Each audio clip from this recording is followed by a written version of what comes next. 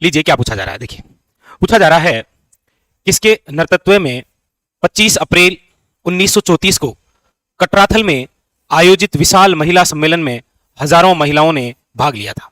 आप सब जानते हैं कि हमारे राजस्थान इतिहास का एक ऐसा सम्मेलन है जो कि आज तक महिलाओं द्वारा आयोजित हुआ सबसे बड़ा सम्मेलन था। नाम है कटराथल सम्मेलन। देखिए ये जो कटराथल सम्मेलन है ये कहां पर हुआ है, तो याद रखिएगा कटराथल है सीकर में। अच्छा ये कब हुआ है, तो याद रखिएगा 25 अप्रैल 1934 में। अच्छा क्यों हुआ है, क्योंकि सीहोर के एक ठाकुर थे जिनका नाम था मान सिंह, उनके द्वारा महिलाओं के साथ दुर्व्यवहार किया जा रहा था। इसीलिए महिलाओं ने मिलकर और टोटल 10,000 महिलाओं ने मिलकर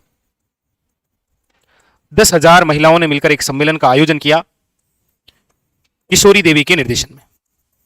किसके निर्देशन में? किशोरी देवी। याद रखिएगा, वेरी वेरी इंपॉर्टेंट। किशोरी देवी कौन थी, तो ये हरलाल सिंह खर्रा की पत्नी थी, याद रखिएगा। और यही आपसे पूछा गया, ऑप्शन नंबर सी। लेकिन यहां से एक क्वेश्चन आपको और भी पूछा जाए कि ये जो कटराथल सम्मेलन हुआ है इसके अंदर वक्ता के रूप में कार्य करने वाली महिला कौन थी, तो याद रखिएगा वो है उत्तमा देवी। कौन थी? याद रखिएगा उत्तमा देवी। उत्तमा देवी कौन थी? याद रखिएगा ठाकुर देसराज की पत्नी। ठाकुर देसराज की पत्नी, very very important. Option number यहां है सी इज द करेक्ट आंसर, याद रखिएगा। ठीक है, चलिए अगला क्वेश्चन।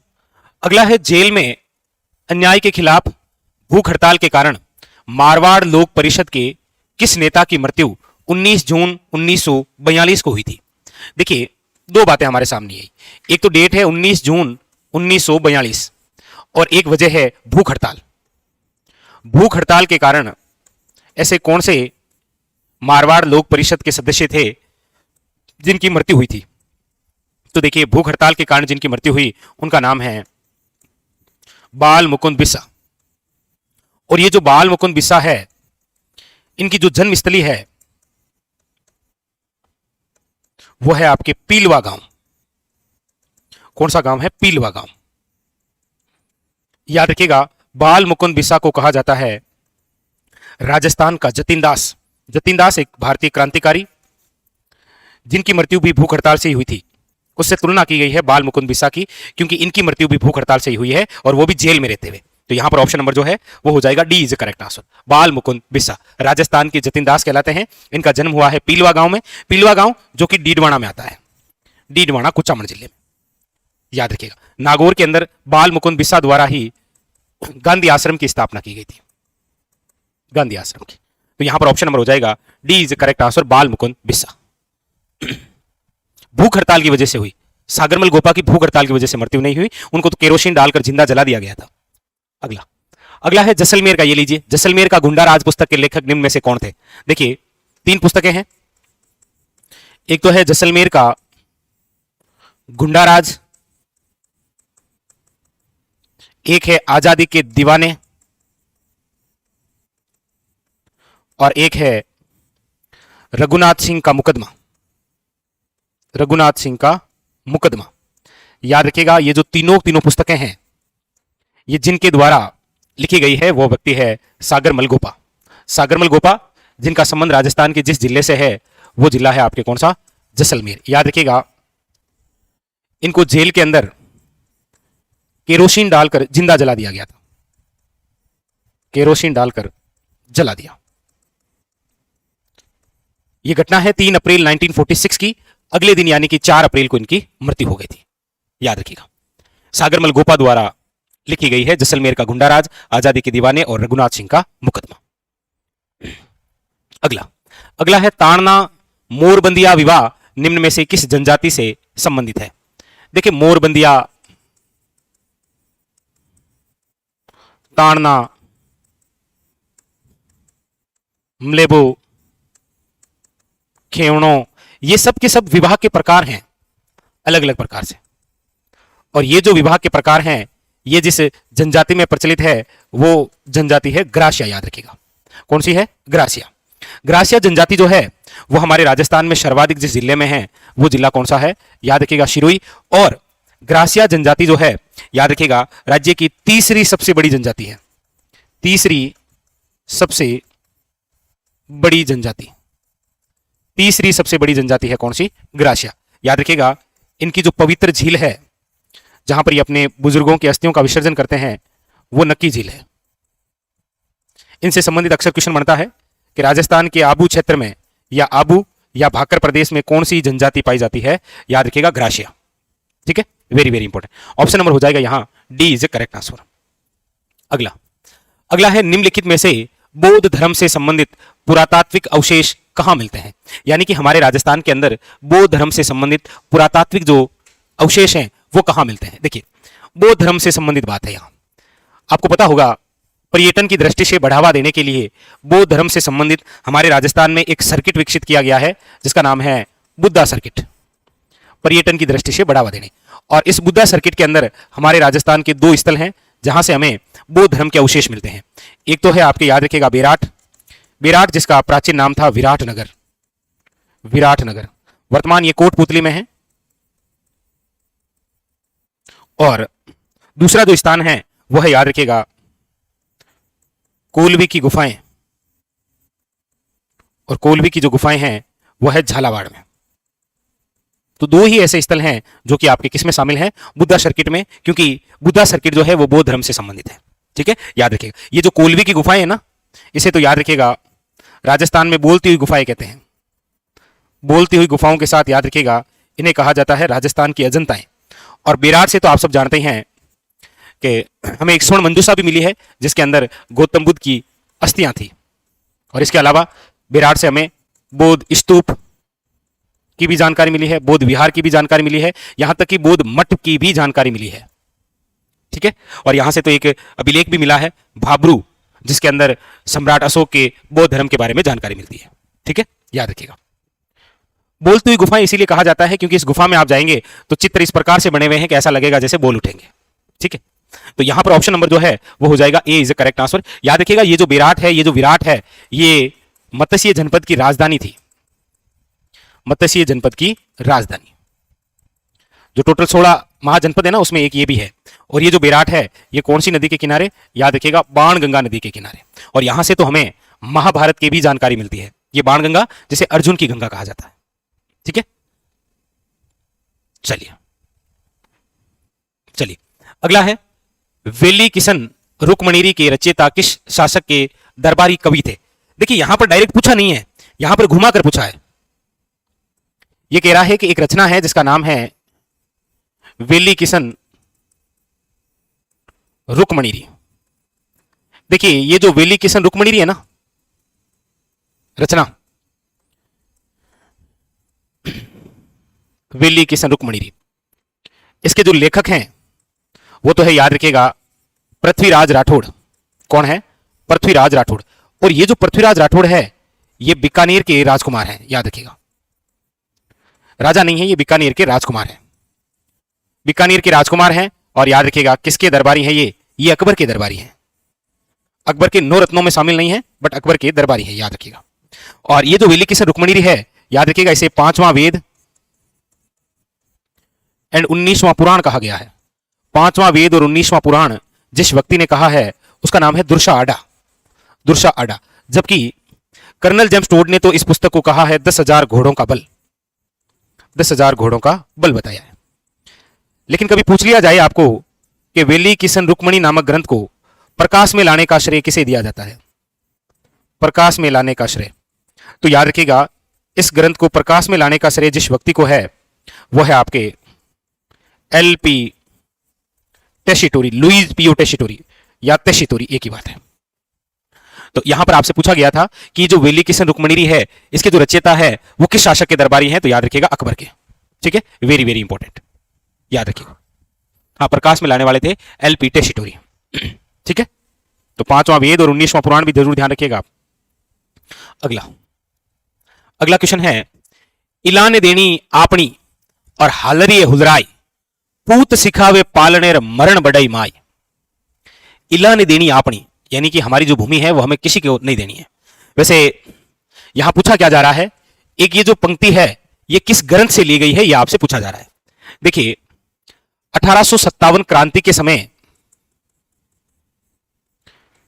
राष्ट्रीय या राष्ट्रीयता की जो भावना है ये जगाने का कार्य यदि किसी कवि द्वारा किया गया है तो वो हमारे राजस्थान के राज्य कवि हैं, और राज्य कवि का नाम जो है वो है सूर्यमल मिश्रण।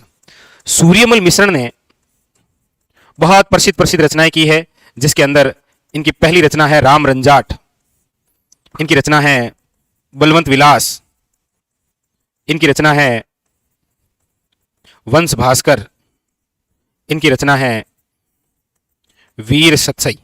ये इतनी सारी। सूर्यमल मिश्रण जिनका जन्म हरना गांव में हुआ है।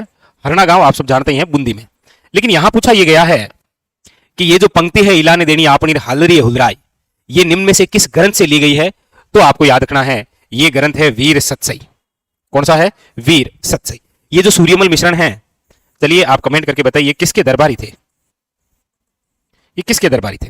हालांकि कभी पूछ लिया जाए कि वंश भास्कर को पूर्ण किसने किया था, तो याद रखिएगा, हालांकि शुरुआत तो सूर्यमल मिश्रण ने की, लेकिन वंश भास्कर को पूरा किया था इनके पुत्र, जिनका नाम है मुरारीदान। याद रखिएगा, ये स्वयं चंडीदान के पुत्र थे। कौन? सूर्यमल मिश्रण। तो यहां ऑप्शन नंबर हो जाएगा आपके सामने, B is the correct answer. ठीक है, चलिए। हाँ, मुरारीदान ने इसको पूरा किया था, बिल्कुल सही है। अगला है कि सुमेलित कीजिए। एक तरफ लोक देवता है और एक तरफ इनका जन्म स्थल है। देखिए गोगा जी, आप सब जानते हैं कि सर गोगा जी का जो जन्म है वो हुआ है ददरेवा, और ददरेवा जो है वो है चूरू में। बाबू जी का जो जन्म है वो हुआ है कोड़ू में, कोड़ू है फलोदी में। हड़बू जी का जन्म हुआ है, याद रखिएगा, भुंडेल गांव में। कौन सा है? भुंडेल गांव, और ये है नागौर में। और फत्ता जी का जो जन्म है वो हुआ है आपके सांतु जालोर में। सांतु जालोर में है। और एक ऐसा ही स्थान सीटी के एग्जाम में पूछा था, सांचू माता। कमेंट करके बताइएगा कहां है ये। तो यहां पर कौन सा हो जाएगा ऑप्शन? आपने मिलान कर लिया होगा, एक के अंदर दो मिले, ये एक के अंदर दो। मेरे हिसाब से एक के अंदर दो केवल एक में ही है, वो है option number B. Option number क्या हो जाएगा? बी। चलिए अगला है मेवाड़ राजघराने के अंत्येष्टि स्थल का नाम क्या है? यानी कि ये जो अंत्येष्टि स्थल होते हैं ना, कौन से? आपके अंत्येष्टि स्थल, जिसे बोलते हैं शाही शमशान घाट। तो आप सब जानते हैं कि जैसे आज वर्तमान के अंदर हर गांव में आप देखते हैं अलग अलग समाज के अलग अलग शाही शमशान घाट बने हुए हैं, वैसे ही पहले हमारे राजस्थान में जितने भी राजवंश थे उनके सब अलग अलग शाही शमशान घाट थे। उन शाही शमशान घाटों के नाम भी अलग अलग थे। जैसे बीकानेर के जो शासक थे उनका जो शाही शमशान घाट है वो कहलाता है देवी कुंड की छत्रियां। देवी कुंड की छत्रियां। जैसे यदि एग्जाम्पल के तौर पर और बताएं आपको, तो जयपुर में जो कछावा शासक हुए हैं इनकी जो छत्रियां हैं वो कहलाती है गेटोर की छत्रियां। अब जैसे जैसलमेर के जो शासक हुए हैं इनकी जो छत्रियां हैं वो कहलाती है बड़ा बाग की छत्रियां। उसी प्रकार आपको यहां पूछा गया है कि जो मेवाड़ राजघराना है, इस मेवाड़ राजघराने के जो अंत्येष्टि स्थल यानी कि जो शाही शमशान घाट है वो कहलाता है, याद रखिएगा, आहड़ की छत्रियां। ये जो आहड़ की छत्रियां हैं मतलब यहीं पर सर्वाधिक सती हुई है महिलाएं, इसीलिए इसे बोला जाता है महासतियों का टिल्ला। क्या बोलते हैं? महासतियों का टिल्ला। इसीलिए इसे कहा गया है महासत्य। क्या है ये? महासत्य। याद रखिएगा। तो बड़ा बाग तो जैसलमेर है, गेटोर जयपुर है। कागा की छत्रियां आप पूछेंगे तो याद रखिएगा ये जो जोधपुर के राठौड़ शासक है ना, उनसे संबंधित है ये कागा की छत्रियां। ठीक है, चलिए, तो बड़ा अच्छा क्वेश्चन बनता है, याद रखिएगा। अगला क्वेश्चन है, निम्नलिखित में से राजपूताना के किस क्षेत्र पर वरिक वंश ने शासन किया है? वरिक वंश ने, देखिए वैसे ये नाम इस प्रकार से, वरिक वंश, चावड़ा वंश, गुर्जर प्रतिहार, इस प्रकार से ये बताइए। बड़ा अच्छा क्वेश्चन है ये जो है ना वरिक वंश वाला, बड़ा अच्छा क्वेश्चन है। देखिए वरिक वंश के एक शासक का नाम आपने सुना है आपने, नाम आपने जरूर सुना है, विष्णुवर्धन वरिक। और विष्णुवर्धन जो वरिक है ना, ये वही शासक हैं जिन्होंने भीमलाट का निर्माण करवाया था। भीमलाट जिसे राजस्थान का फर्स्ट विजय स्तंभ कहते हैं। और ये जो भीमलाट है ना, ये जहां पर बनी हुई है वो बयाना है। तो याद रखिएगा, वरिक वंश जो हुआ है राजस्थान के अंदर वो बयाना में है, चावड़ा वंश जहां हुआ है वो भीनमाल है, गुर्जर प्रतिहार जहां हुए हैं वो मंडोर भी है और भीनमाल भी है। तो इस प्रकार से ये क्वेश्चन बनते हैं। ठीक है, यहां ऑप्शन नंबर हो जाएगा आपके सामने, B is the correct answer, बयाना। चलिए, हाँ ये प्रथम विजय स्तंभ है। चलो आप बताइएगा कमेंट करके, राजस्थान का सेकंड विजय स्तंभ कौन सा है? राजस्थान का सेकंड विजय स्तंभ, वो तो फर्स्ट है भीमलाट, सेकंड कौन सा है, कहां बना हुआ है ये? अगला अगला क्वेश्चन है, निम्नलिखित में से कौन सा सही सुमेलित नहीं है? एक तरफ लोक नाट्य दे रखे हैं और सामने स्थान के नाम पूछा जा रहा है, कौन सा सुमेलित नहीं है? देखिए, नौटंकी, नौटंकी की आप बात करेंगे तो वो पूर्वी राजस्थान, तो भरतपुर धौलपुर सही है। तमाशा, तमाशा राजधानी जयपुर का ही है।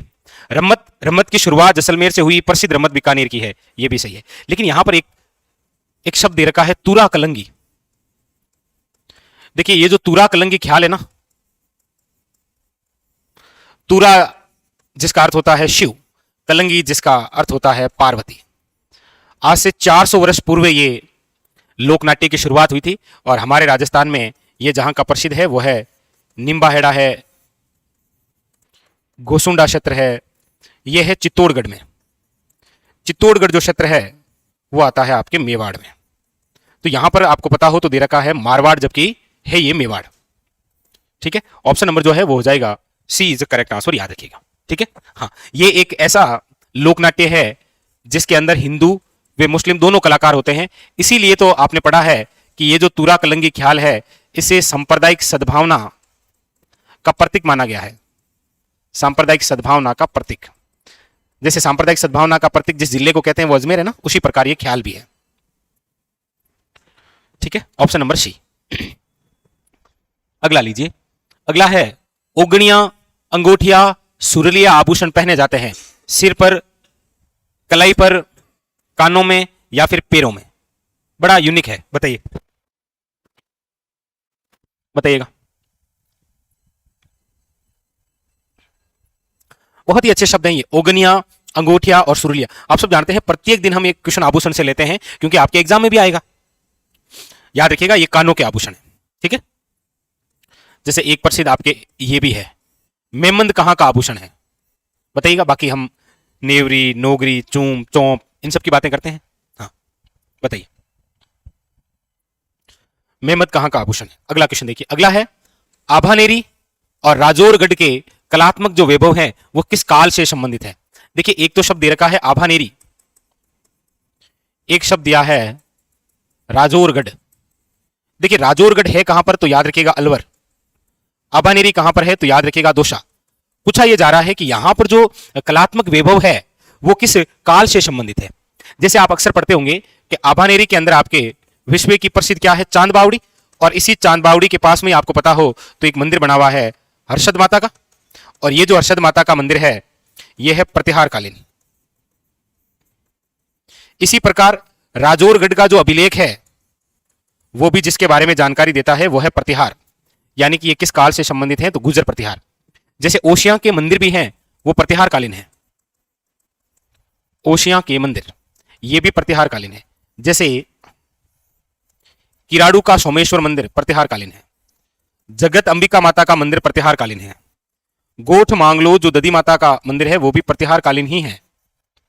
ठीक है, हाँ तो इस प्रकार से ये क्वेश्चन इंपॉर्टेंट है। ऑप्शन नंबर हो जाएगा ए इज करेक्ट आंसर।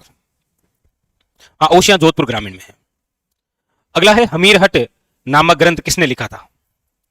हमीर हट नामक ग्रंथ किसने लिखा है बताइए। देखिए, हमीर हट, हमीर राशो, हमीर महाकाव्य, कुछ कुछ रचनाएं हैं ये, हमीर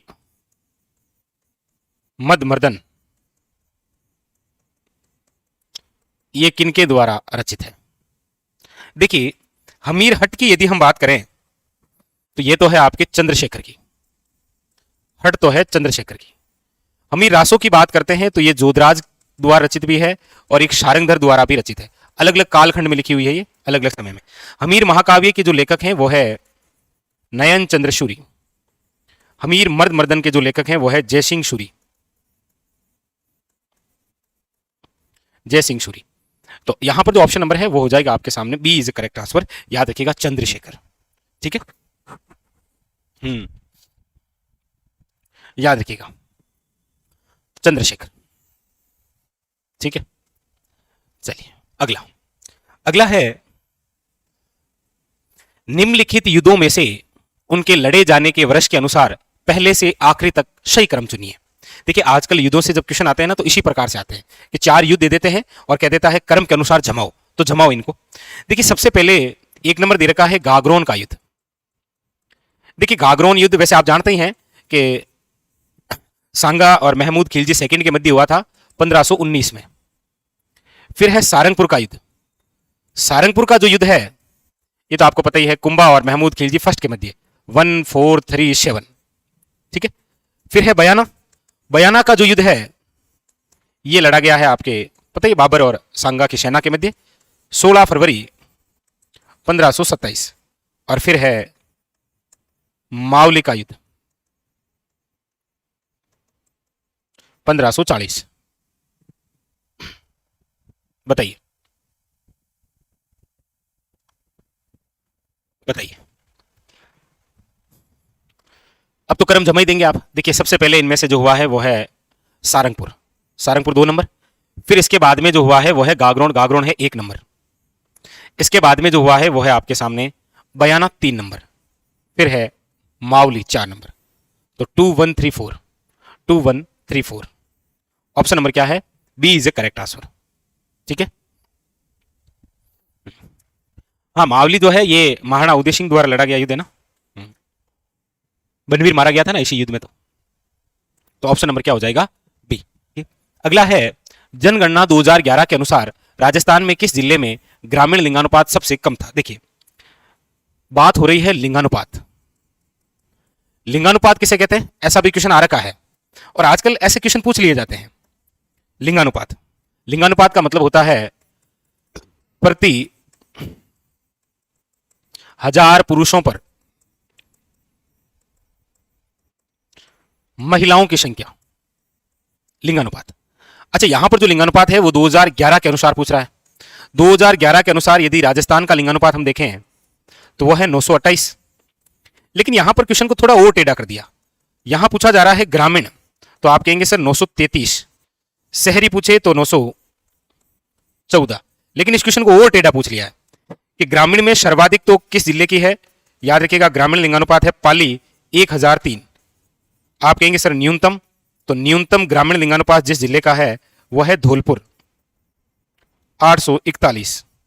पूछ भी यही तो रहा है कि राजस्थान 2011 ग्रामीण लिंगानुपात न्यूनतम धौलपुर, ऑप्शन नंबर बी, वहां जाकर पूछा है, ठीक है। याद रखिएगा बड़ा अच्छा बड़ा शानदार क्वेश्चन है ये। ऑप्शन नंबर क्या है, B is the correct answer, ठीक है। अगला, अगला क्वेश्चन है बिशलपुर बांध का निर्माण किस वर्ष में पूर्ण हुआ था। बात हो रही है बिशलपुर बांध की। देखिए ये जो बिशलपुर बांध है इसका जो निर्माण कार्य है वो कब पूरा हुआ, ये आपसे पूछा जा रहा है। इसके अलावा आपको याद ये रखना है कि ये जो बिशलपुर बांध है, याद रखिएगा ये किस नदी पर बना हुआ है, तो आप कहेंगे बनास नदी पर। और ये किस जिले में है, तो याद रखिएगा टोंक जिले में। और इसका जो निर्माण है वो पूर्ण कब हुआ है, तो याद रखिएगा 1999 में। यानी कि ऑप्शन नंबर जो है वो हो जाएगा D is the correct answer, याद रखिएगा, ठीक है। वेरी वेरी इंपॉर्टेंट, बिशलपुर बांध। इसी बिशलपुर बांध से ही रिलेटेड आपको पता हो तो एक परियोजना है जिसका नाम है बिशलपुर परियोजना। और ये जो बिशलपुर परियोजना है राज्य की सबसे बड़ी पेयजल परियोजना, राज्य की सबसे बड़ी पेयजल परियोजना।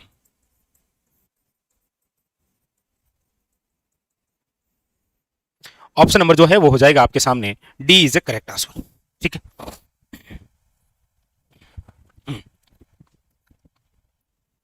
अगला, अगला क्वेश्चन है राजस्थान के किस भाग में एंटीसोल मृदा पाई जाती है। देखिए आप जब राजस्थान में मिट्टियां पढ़ते हैं तो आप पढ़ते हैं कि राजस्थान में मिट्टियों का जो नवीनतम वर्गीकरण आया ना, मिट्टियों का नवीनतम वर्गीकरण, और ये जो नवीनतम वर्गीकरण है ये आपके कितने प्रकार से है? 5 प्रकार से। और 5 प्रकार की मिट्टी है: एंटीसोल, एरिडिसोल, एल्पिसोल, वर्टिसोल और इंसेप्टिसोल। ये इनमें ये पूछा जा रहा है आपको कि एंटीसोल जो मृदा है, एंटीसोल्स, ये आपके कहां पर है? तो आप कहेंगे सर ये है पश्चिमी राजस्थान में, पश्चिमी राजस्थान में, याद रखिएगा, वेरी वेरी इंपॉर्टेंट। जैसे एरिडी जो है ये मरुस्थलीय भाग में है, राजस्थान बांगर में। जैसे एलपी है तो ये पूर्वी मैदानी प्रदेश में, वर्टी है तो ये दक्षिण पूर्वी में है, इंसेप्टी है तो ये दक्षिणी में। तो यहां पर ऑप्शन नंबर हो जाएगा आपके सामने ए इज द करेक्ट आंसर। ठीक है, हाँ, वेरी वेरी इंपॉर्टेंट, याद रखिएगा।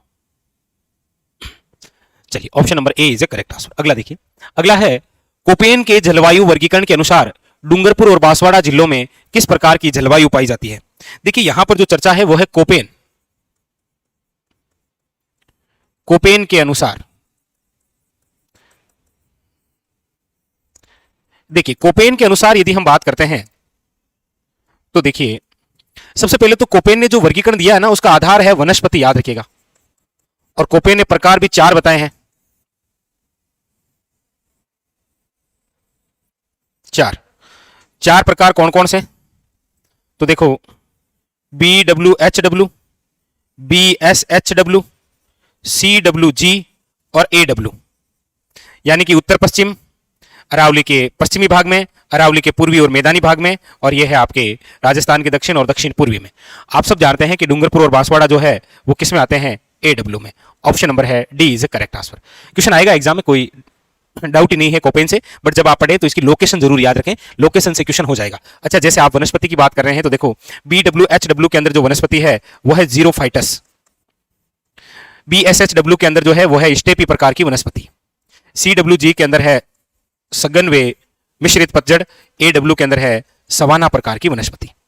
ठीक है, यहां पर यदि जलवायु की बात करेंगे BWHW में तो वो है शुष्क, BSHW के अंदर आप बात करेंगे तो वो है अर्ध शुष्क, CWG की आप बात करेंगे तो उपाद्र और आद्र, और यहां पर आद्र और अति आद्र। ठीक है, ऑप्शन नंबर हो जाएगा डी इज करेक्ट आंसर। अगला, अगला है राजस्थान में किस वृक्ष से कत्था निकाला जाता है? कत्था, कत्था का एक्तरण किससे किया जाता है?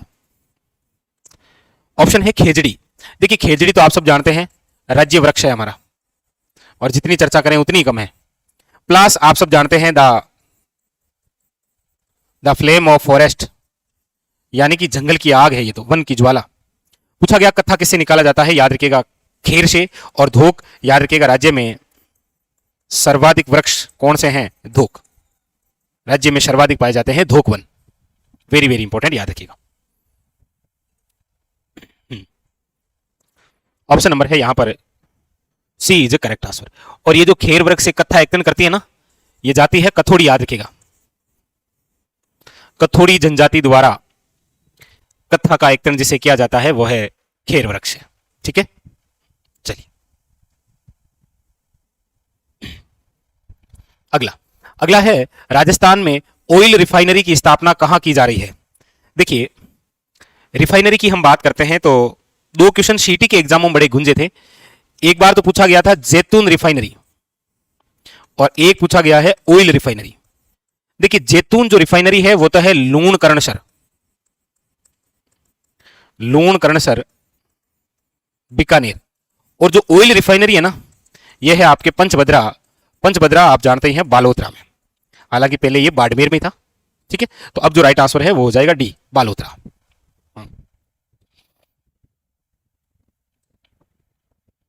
ठीक है, अगला, अगला है राजस्थान में राजस्व मंडल की स्थापना कब हुई? राजस्व मंडल, राजस्व मंडल का आपको पता हो तो कार्य है पशु गणना का, पशु गणना का कार्य करती है ये राजस्व मंडल। राजस्व मंडल की जो स्थापना है वो है 1949। और चलिए फिर बताइए इसका हेडक्वार्टर कहां है राजस्व मंडल का? ऑप्शन नंबर है बी इज करेक्ट आंसर। इसका हेडक्वार्टर कहां है?